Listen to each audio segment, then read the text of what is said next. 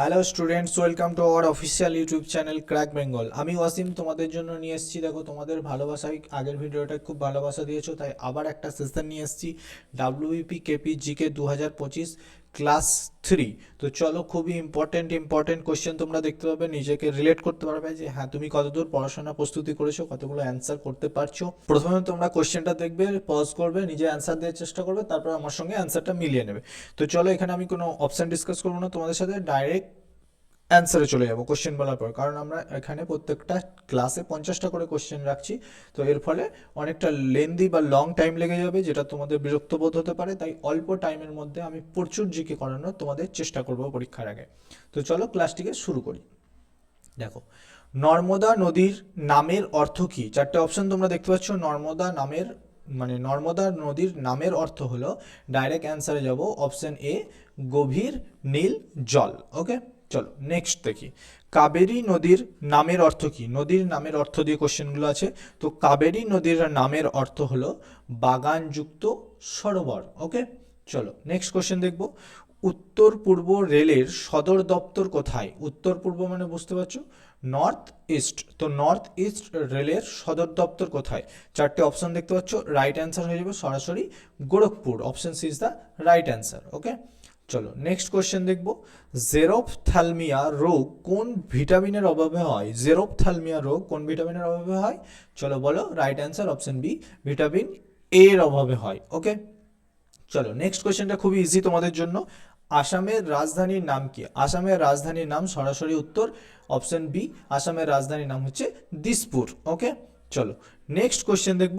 Methylated spirit হলো, methylated spirit কি? Methylated spirit হলো তোমার মিথানল ও মিথেনের মিশ্রণ। Option is the right answer. Methanol আর মিথেনের মিশ্রণ হচ্ছে মেথিলেটেড স্পিরিট। আচ্ছা, ক্লাসটা হচ্ছে সম্পূর্ণ মিক্স জিকে, সব কিছুই পাবে তুমি এর মধ্যে। হিস্ট্রি, জিওগ্রাফি, হ্যাঁ হিস্ট্রি পাবে, জিওগ্রাফি পাবে, কারেন্ট অ্যাফেয়ার্স কিছু পাবে, বা স্ট্যাটিক টাইপের কিছু পাবে, সায়েন্স পাবে, সমস্ত কিছু পেয়ে যাবে এই একটা ভিডিওর মধ্যে। চলো নেক্সট কোশ্চেন দেখি। মহাবীর জন্মগ্রহণ করেন কোথায়?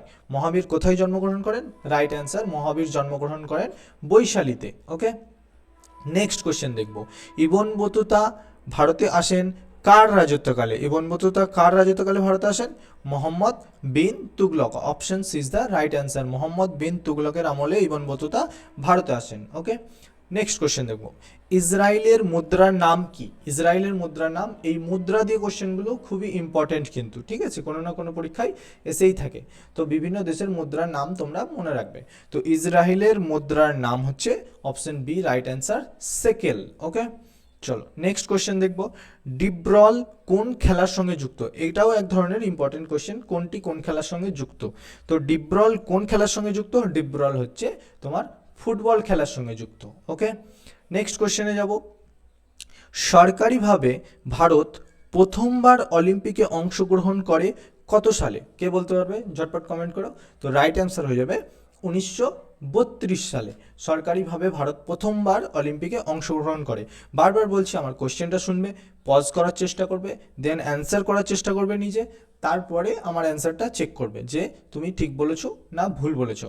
কারণ এতে কি হবে, এতে নিজের পারফরমেন্স তুমি লক্ষ্য করতে পারবে যে তুমি কোন পজিশনে আছো জিকেতে, নিজেকে টেস্ট করতে পারবে। চলো নেক্সট কোশ্চেন দেখব। নৈনিতাল শৈল শহর কোথায় অবস্থিত? নৈনিতাল শৈল শহর কোথায় অবস্থিত? রাইট অ্যান্সার, উত্তরাঞ্চলে অবস্থিত হচ্ছে নৈনিতাল শৈল শহর। ওকে, নেক্সট কোশ্চেন দেখব। মীনাক্ষী মন্দির কোথায় অবস্থিত? মন্দির দিয়েও অনেক কোশ্চেন আমরা পরীক্ষায় লক্ষ্য করতে পারি। তো মীনাক্ষী মন্দির কোথায় অবস্থিত? Option A is the right answer, মাদুরাইয়ে অবস্থিত। ওকে, নেক্সট কোয়েশ্চেন দেখব।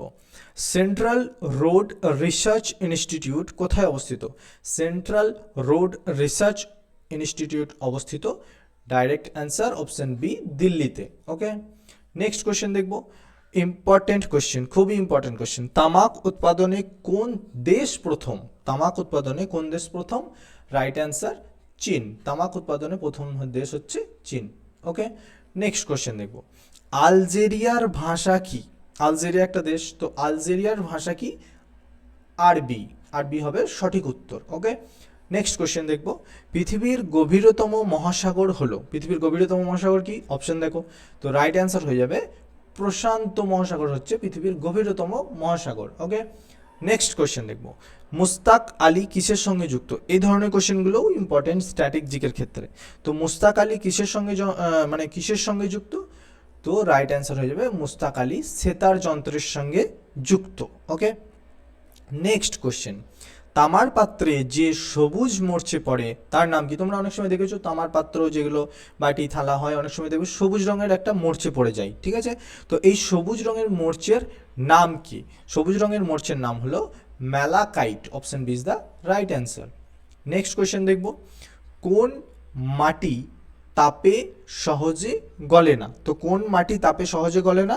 রাইট অ্যান্সার হয়ে যাবে দুর্গল মাটি, ফায়ার ক্লে, সহজে আর কি তাপে গলে না। ওকে, নেক্সট কোশ্চেন দেখব, খুবই ইম্পর্টেন্ট কোশ্চেন, ব্যারোমিটার আবিষ্কার করেন, মানে ব্যারোমিটার কে আবিষ্কার করেন? ব্যারোমিটার কে আবিষ্কার করেন?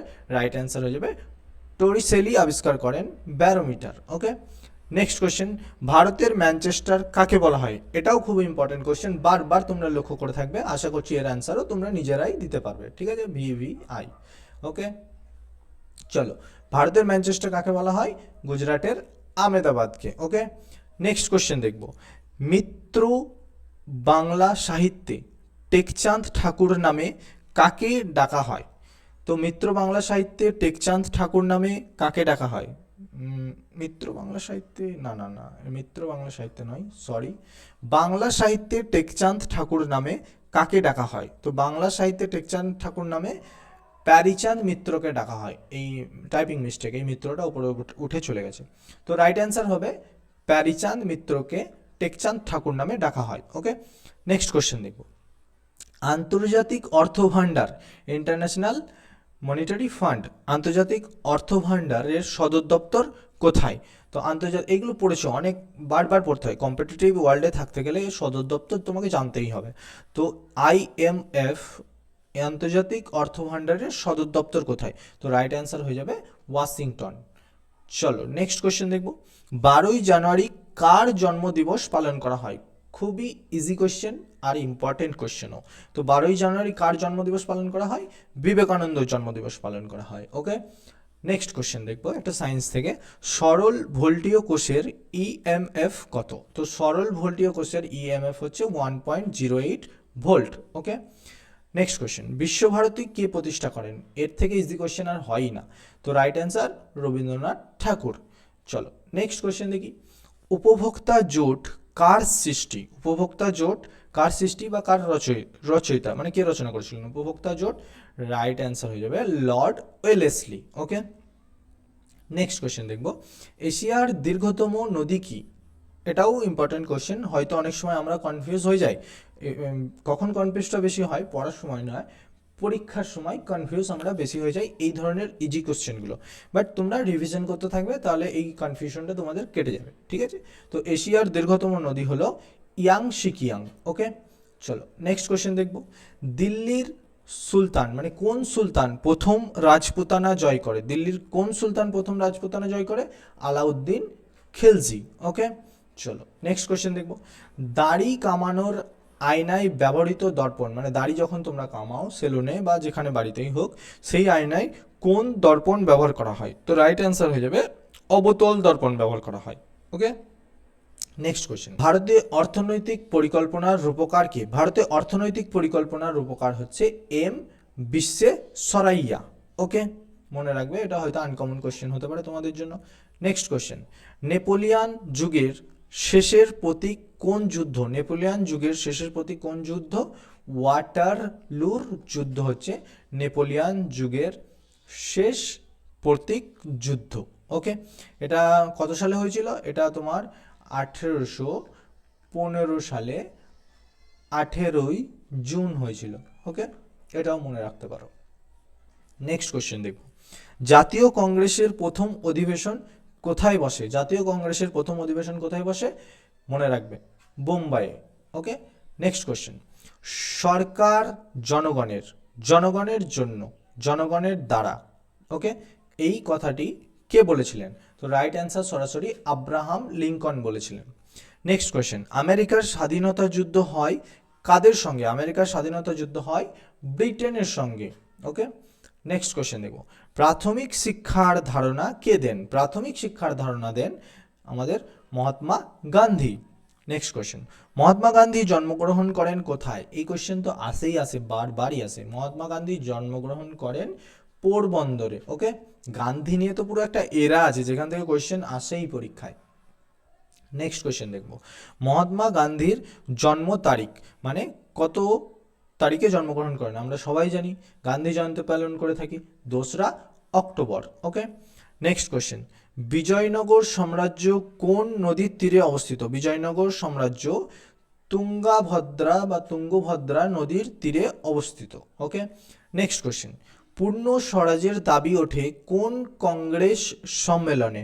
পূর্ণ স্বরাজের দাবি ওঠে লাহোর কংগ্রেস সম্মেলনে। ওকে, নেক্সট কোশ্চেন দেখব, স্থানীয় স্বায়ত্তশাসন ব্যবস্থা চালু করেন কে? স্থানীয় স্বায়ত্তশাসন ব্যবস্থা চালু করে লর্ড রিপন। ওকে, নেক্সট কোশ্চেন, ইব্রাহিম লোদি সিংহাসন আরোহণ করেন কত সালে? ইব্রাহিম লোদি সিংহাসন আরোহণ করেন 1517 সালে। এগুলো মনে রাখবে, মনে রাখার জিনিস।